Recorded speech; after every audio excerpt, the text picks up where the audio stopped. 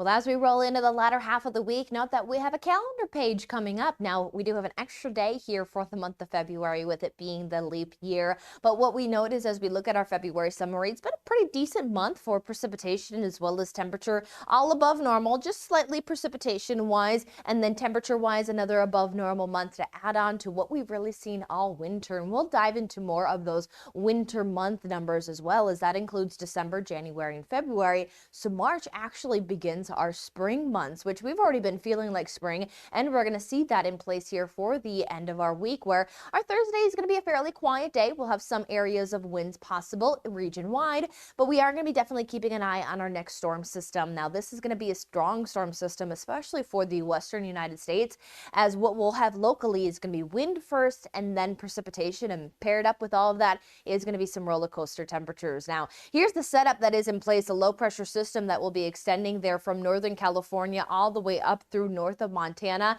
That system there is what's going to start to bring in some strong moisture off of the Pacific, and that's setting up for some significant Sierra Nevada snowfall, as well as up through the Cascades. For the local area, we have this high pressure system that's holding off this storm system, so that is leading to these windy conditions as well as warm conditions due to that low to the north sending in that warm southerly flow. So we'll hold with that forecast at least through about Friday into Saturday. So starting off March on a warm and windy note. We even have those mild temperatures around here for our Thursday, starting off into those 30s and heading into those 50s underneath another day of that blue sky, as well as noting that we do have some of those winds, looking at a southwesterly wind upwards about 20 to 25 miles per hour. And note that this is going to be a area wide wind. Not looking at high wind concerns, but we will note that our typical windy areas will have some of those stronger wind gusts getting up to 40 to 50 plus mile per hour wind gusts.